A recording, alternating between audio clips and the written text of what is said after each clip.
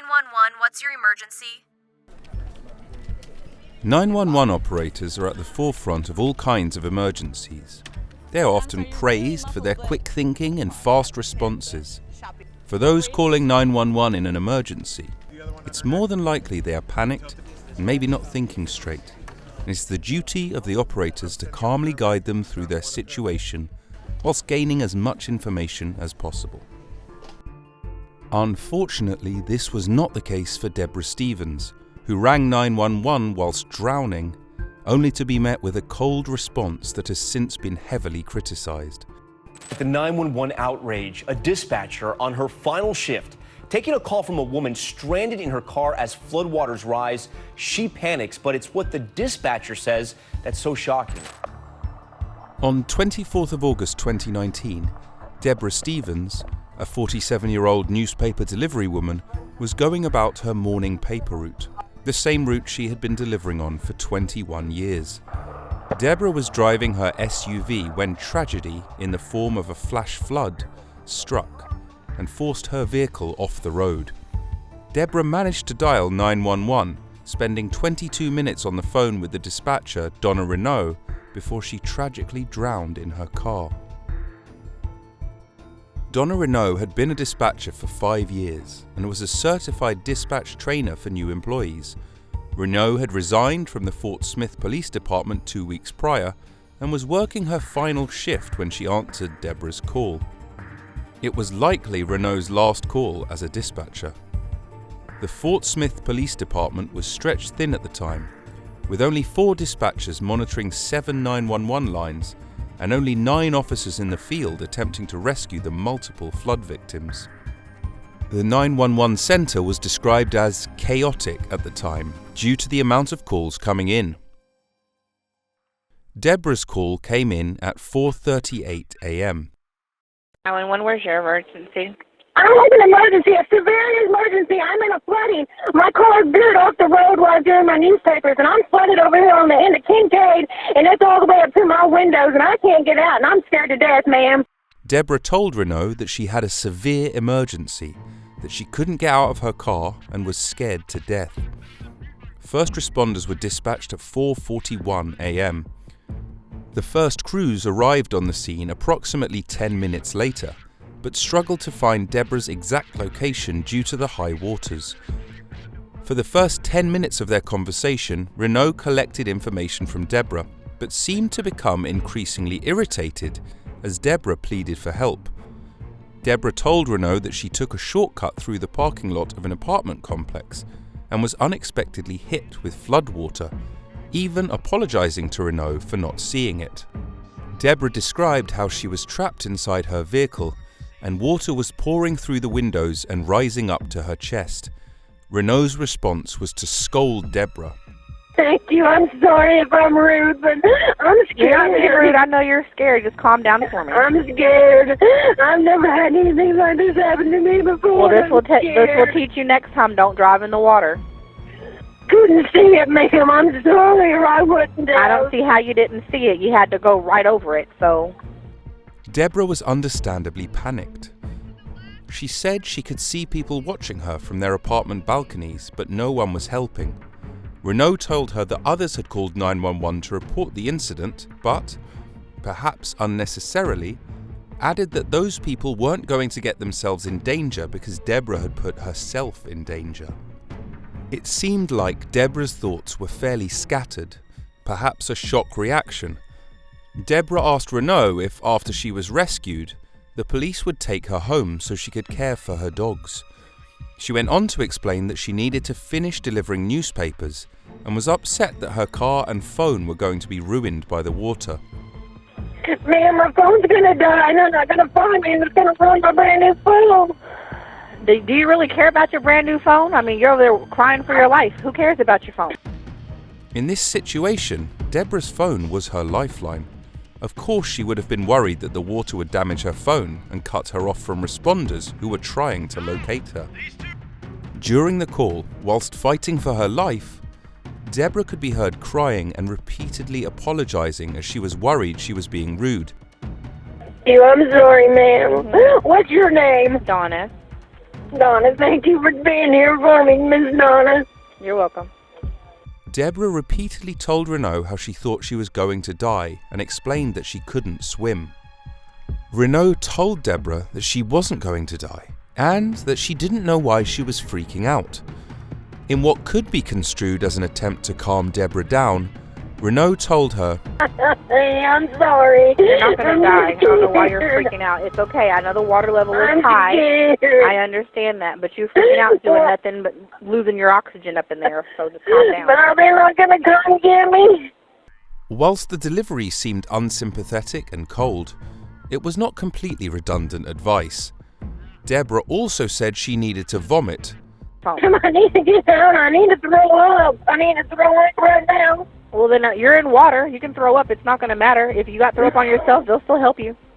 Again, this could be construed as uncaring by the tone, but also could be Renaud attempting to simply reassure Debra that if she needed to vomit, she should go ahead and not worry about it. Debra described how she was worried her car was going to explode as she could see smoke. No, my car is fixing to catch on fire. How if it's underwater? It's turned on. I can't turn it off.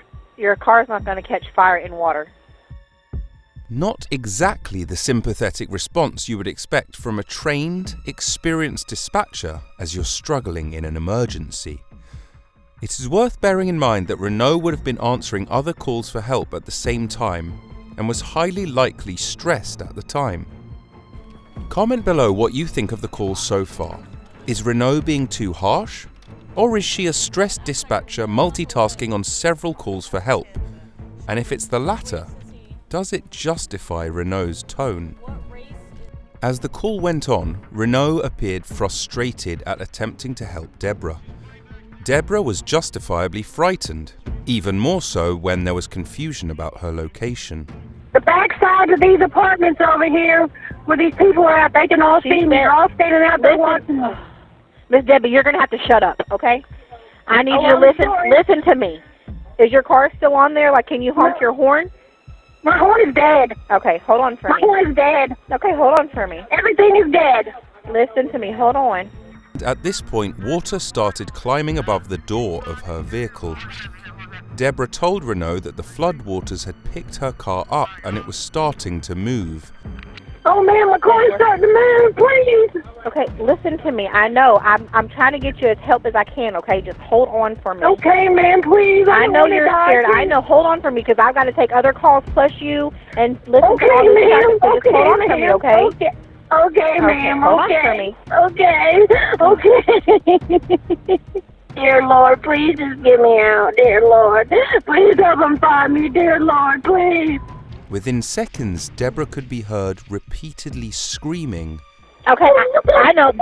Listen to me. They are in the area. They are trying to find you. They cannot find you right now. I'm trying to ping where you are, so do not hang up because this 911 call is helping me ping your location, so don't hang up on me.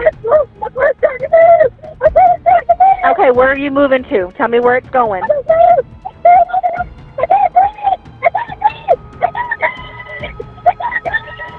Okay, tell me where you are.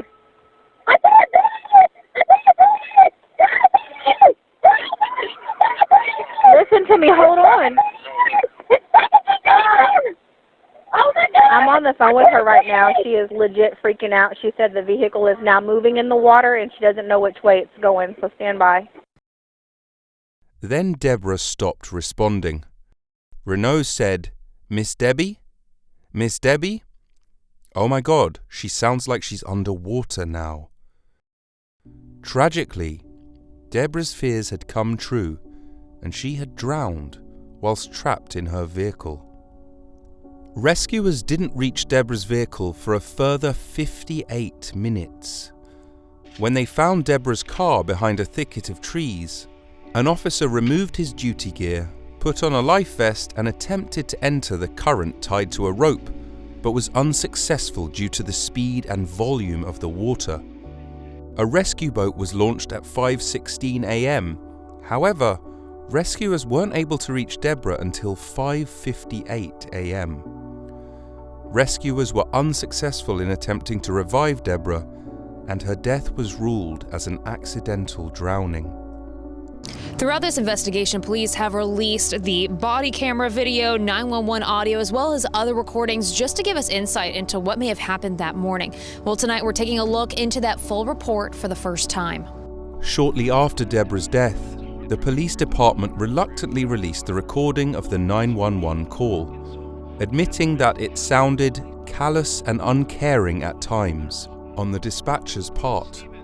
Following the release of the phone call, both the police department and Renault were harassed by angry and upset members of the public. 911 operators at the station were inundated with calls which were harassing and threatening. The calls were coming in so frequently that it actually interfered with their ability to handle calls from people who genuinely needed emergency help. Renault received death threats which were sent to her phone, causing her to have to change her number. Renault also received criticism regarding her handling of the call, with many saying she didn't advise Debra, who on the call said she couldn't swim, on how to navigate the flash flood. This was because it was against policy. As a result of this, the Fort Smith police chief, Danny Baker, recommended that 911 operators should be allowed to give advice or instructions to callers if they're trained in that type of incident. The department also said it would hire additional 911 supervisors to help with the load of the understaffed center. In a statement, the Fort Smith police chief Danny Baker said, "I'm heartbroken for this tragic loss of life, and my prayers are with Debra's family and friends. All of our first responders who attempted to save Mrs. Stevens are distraught over the outcome. For every one of us, saving lives is at the very core of who we are and why we do what we do. When we are unsuccessful, it hurts." Despite the criticism received, the Fort Smith Police Department insisted that Renault made a sincere effort to locate Debra and to send rescuers to her location. An investigation into Debra's death was conducted and found that, whilst Renault violated policy by being rude to Debra at times, she hadn't violated the law. Police said that Renault performed her duties as required and was not negligent in her response. Renault did not face any criminal charges, although had she not already handed her resignation in, she might have faced disciplinary action, but wouldn't have been fired. Captain Wes Millam described Renault's tone on the phone call as uncharacteristic of her as a police dispatcher. As Renault was no longer an employee, an investigation into her could not be undertaken. However, the department conducted an investigation into their policies, responses, and dispatch center. They also looked at what they could do to increase training for their dispatchers. Fort Smith Police Chief Danny Baker described Renault as a good, decent human being who has saved countless lives in the last 5 years. He went on to add that it was unfortunate that Renault's whole career will be defined by this incident. In February 2019, Renault was named Fire Dispatcher of the Year, which was met with criticism from the public. Facebook users took to the police department's Facebook page to express their outrage. A petition was also started to imprison Donna Renault, calling for a criminal investigation. But so far, Renault has never been investigated for the incident. Debra's family have spoken out about the incident, saying they are appalled by the handling of the emergency, but that they forgive Renault. Speaking about how Debra had been apologizing to Renault, Debra's sister-in-law said, "Even in those moments, her last moments, she was still Debbie. She was still genuine and sincere and kind and loving and respectful. I do forgive her, even though it's hard." Comment below what you think of the handling of this emergency call.